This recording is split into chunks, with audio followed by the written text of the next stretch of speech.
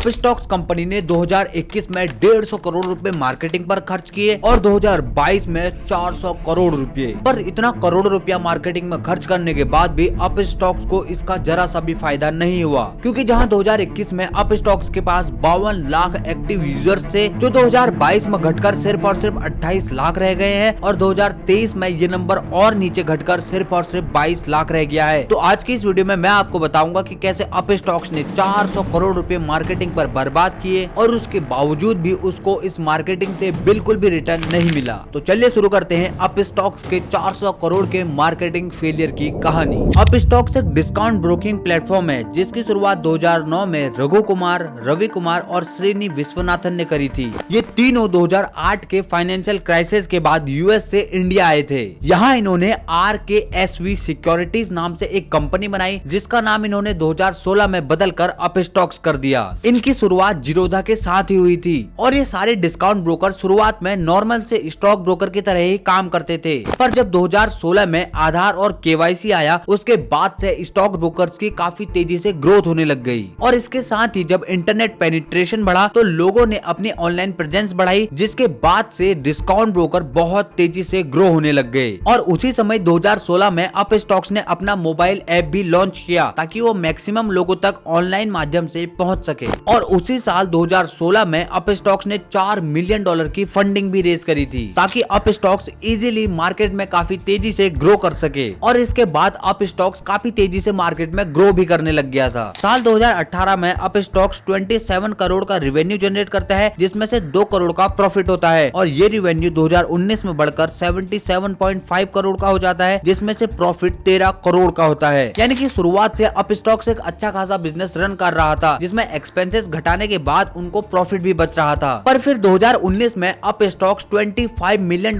की funding raise करता है टाइगर ग्लोबल से, और उसके ठीक बाद ही लॉकडाउन लग जाता है कोविड-19 की वजह से। और इसी के बाद से अप स्टॉक्स के बुरे दिन भी शुरू हो जाते हैं, क्योंकि अप स्टॉक्स इस $25 मिलियन की नई फंडिंग को ज्यादातर मार्केटिंग पर स्पेंड कर देता है, क्योंकि ज्यादातर लोग लॉकडाउन की वजह से अपने घर पर बैठे होते हैं और up stocks online heavy marketing करके उन लोगों तक पहुंचना चाहता था। और इसी हैवी मार्केटिंग की वजह से अप स्टॉक्स एक प्रॉफिटेबल स्टार्टअप से साल 2020 में एक लॉस मेकिंग स्टार्टअप बन जाता है। साल 2020 में अप स्टॉक्स का रेवेन्यू बढ़कर 125 करोड़ हो जाता है, पर इसके बावजूद भी अप स्टॉक्स उस साल 38 करोड़ का लॉस करता है, क्योंकि काफी तेजी से ग्रो करने के चक्कर में साल 2020 में अप स्टॉक्स ने 30 करोड़ रुपया मार्केटिंग पर खर्च कर दिया था। पर ये 38 करोड़ का लॉस और ये 30 करोड़ की मार्केटिंग तो बस एक ट्रेलर था, क्योंकि आने वाले 2 सालों में साल 2021 और साल 2022 में अप स्टॉक्स कुछ ऐसा करने वाला था जो कि इंडिया की हिस्ट्री में किसी भी स्टार्टअप ने नहीं करा था। अप स्टॉक्स आंख बंद करके अपनी मार्केटिंग में पैसा फूकने वाला था। साल 2021 में ही अप स्टॉक्स 71.6 करोड़ का लॉस करता है, क्योंकि उसी साल अप स्टॉक्स 150 करोड़ रुपया अपनी मार्केटिंग पर खर्च कर देता है। अब ये अप स्टॉक्स का 150 करोड़ रुपया अपनी मार्केटिंग पर खर्च करना कितना बड़ा फेलियर था, ये तो मैं भी आपको थोड़ी देर में बताऊंगा। पर उससे पहले थोड़ा अप स्टॉक्स की कहानी को और जान लेते हैं। अब क्योंकि 150 करोड़ की मार्केटिंग की वजह से अप स्टॉक्स का जो यूजर बेस था वो काफी तेजी से ग्रो होने लग गया था, और इसी ग्रो हुए यूजर बेस को बेस बनाकर अप स्टॉक्स 2021 में फिर से $108 मिलियन की फंडिंग को रेज कर लेता है। अब क्योंकि $108 मिलियन की फंडिंग को रेज करने के बाद अप स्टॉक के पास अंधा पैसा आ गया था मार्केटिंग पर फूकने के लिए, तो अप स्टॉक्स इस नए पैसे को मार्केटिंग पर आंख बंद करके जलाने लग जाता है। साल 2022 में अप स्टॉक्स रिकॉर्ड 400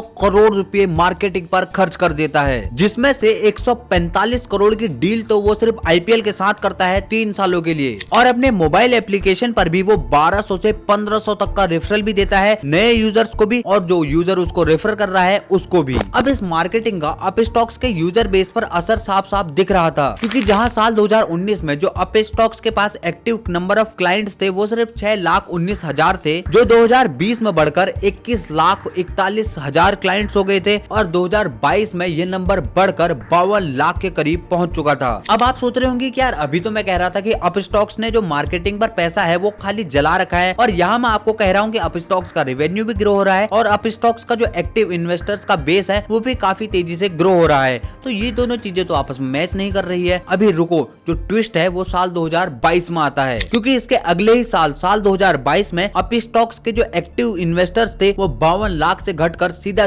28,80,000 पर पहुंच जाते हैं। अब क्योंकि साल 2022 में नेशनल स्टॉक एक्सचेंज के टोटल एक्टिव इन्वेस्टर भी घटे थे, जो साल 2021 में 3 करोड़ 60 लाख थे और साल 2022 में घटकर 3 करोड़ 26 लाख हो गए थे। तो हम ये कह सकते हैं कि ये एक ओवरऑल मार्केट करेक्शन था और लगभग सारे ही स्टॉक ब्रोकर्स के जो एक्टिव इन्वेस्टर्स थे उनके नंबर्स घटे थे। पर इसके अगले साल कुछ कमाल का होता है, क्योंकि अगले ही साल 2023 में एनएसई के जो टोटल एक्टिव इन्वेस्टर थे वो बढ़कर 3 करोड़ 49 लाख हो जाते हैं। पर जो अप स्टॉक्स के एक्टिव इन्वेस्टर्स थे वो बढ़ने की बजाय उल्टा घट जाते हैं और घटकर हो जाते हैं 22 करोड़ 37 हजार। अब वैसे तो अप स्टॉक्स के जो फाउंडर है वो क्लेम करते हैं कि उनके पास 1 करोड़ डीमेट अकाउंट का बेस है, पर जो एक्टिव नंबर ऑफ क्लाइंट्स है वो काफी कम है और यही वो यूजर बेस होता है जो एक्चुअल में मैटर करता है, क्योंकि इन्हीं की वजह से कोई भी डिस्काउंट ब्रोकरेज फर्म का रेवेन्यू जनरेट होता है। पर अपस्टॉक्स इन्हीं इन्वेस्टर को अपने प्लेटफॉर्म पर रोक के रखने में फेल हो गया। अपस्टॉक्स के 10 मिलियन के यूजर बेस में से 80% जो उसके अकाउंट्स हैं वो मिलेनियल्स के हैं, यानी कि ऐसे लोग जो 18 साल से 35 साल की उम्र के बीच के हैं, और 70% लोग ऐसे हैं जो अपनी जिंदगी में पहली बार डीमेट अकाउंट ओपन कर रहे हैं, और 85% जो अपस्टॉक्स का अकाउंट है वो टायर 2 और टायर 3 सिटीज से आते हैं। इस डाटा से आप हल्का फुल्का अनुमान तो लगा पा रहे होंगे कि अपस्टॉक्स के जो ज्यादा कस्टमर्स हैं या तो उनके पास ज्यादा पैसा इन्वेस्ट करने के लिए है ही नहीं, और या तो उन्होंने अपस्टॉक्स को इन्वेस्ट करने के लिए नहीं बल्कि रेफरल अमाउंट को अर्न करने के लिए डाउनलोड किया था। अपस्टॉक्स के इस मार्केटिंग फेलियर के पीछे मेनली 2 बड़े रीजन है, जिसमें से पहला है अनवांटेड एक्सपेंडिचर। अपस्टॉक्स ने हर तरीके की मार्केटिंग पर खर्च किया। उसने आईपीएल में ऐड करवाए, उसने आईसीसी से ऐड करवाए, उसने प्रिंट मीडिया से ऐड करवाए, और सोशल मीडिया में तो अपस्टॉक्स ने भर भर के ऐड चलवाए, जिस वजह से अपस्टॉक्स के पास नए यूजर तो आ गए थे, पर उन यूजर्स को कहां इन्वेस्ट करना है, कैसे इन्वेस्ट करना है, कुछ भी मालूम नहीं था। और अपस्टॉक्स इस अपनी अंधाधुंध मार्केटिंग से जो सीरियस इन्वेस्टर्स थे उनको अट्रैक्ट करने में फेल हो गया, क्योंकि जो टोटल स्टॉक मार्केट का ट्रेड वॉल्यूम होता है उसमें जो लॉन्ग टर्म इन्वेस्टर का कंट्रीब्यूशन होता है वो सिर्फ 1% होता है, और जो इंट्राडे ट्रेड करते हैं यानी कि ऐसे लोग जो रोज शेयर को खरीदते हैं और रोज शेयर को बेच देते हैं वो सिर्फ 9% वॉल्यूम के लिए जिम्मेदार होते हैं, और बचा हुआ जो 90% वॉल्यूम का जो ट्रेड होता है शेयर मार्केट में वो फ्यूचर एंड ऑप्शंस का होता है। पर जो अपस्टॉक्स था उसने अपने 500-550 करोड़ की मार्केटिंग करके सिर्फ और सिर्फ इन्वेस्टर्स को अट्रैक्ट किया था, जो कि बहुत ज्यादा पैसा अपस्टॉक्स में इन्वेस्ट नहीं करने वाले थे। यही पैसा अपस्टॉक्स अगर आंख बंद करके खर्च करने की बजाय जो इंट्राडे ट्रेडर्स हैं और जो फ्यूचर एंड ऑप्शंस वाले हैं उनको अट्रैक्ट करने में लगाता तो शायद आज अपस्टॉक्स जीरोधा का एक बहुत ही बेहतरीन कॉम्पिटिटर होता, क्योंकि जीरोधा ने मार्केटिंग पर फालतू खर्च नहीं किया और अपने प्लेटफॉर्म को शुरुआत से ट्रेडर्स के लिए और फ्यूचर और ऑप्शन सेलर्स के लिए ही बनाए रखा। पर अपस्टॉक्स ने अपने पूरे के पूरे 500-550 करोड़ की मार्केटिंग को उस छोटे से 1% मार्केट शेयर को कैप्चर करने के पीछे लगा दिया। इसके अलावा अपस्टॉक्स की मार्केटिंग फेलियर का जो दूसरा रीजन था वो ये था कि अपस्टॉक्स की जो मार्केटिंग थी वो रॉन्ग ऑडियंस तक पहुंच चुकी थी। आप अभी यूट्यूब पर जाकर जरा सर्च करना तो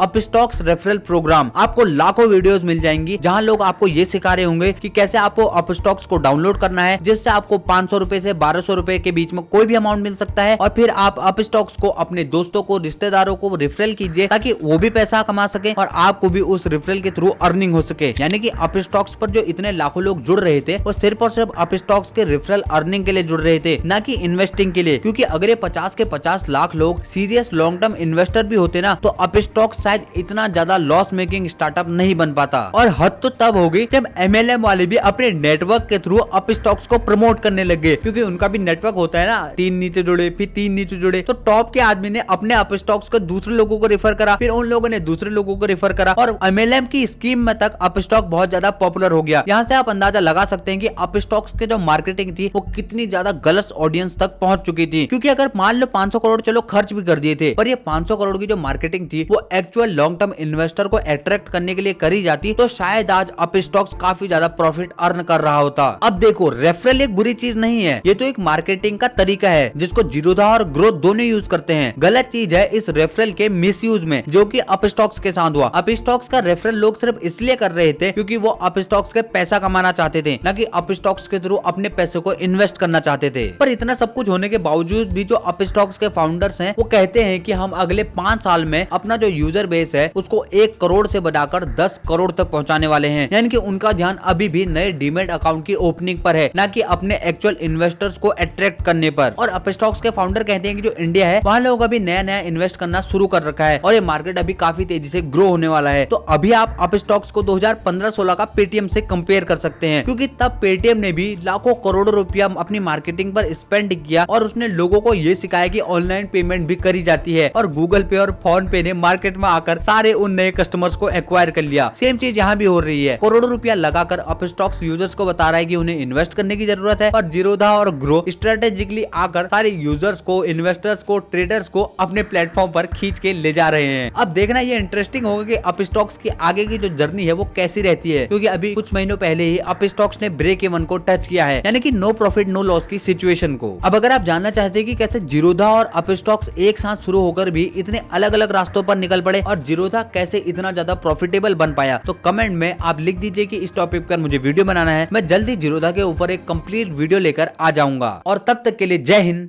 वंदे मातरम।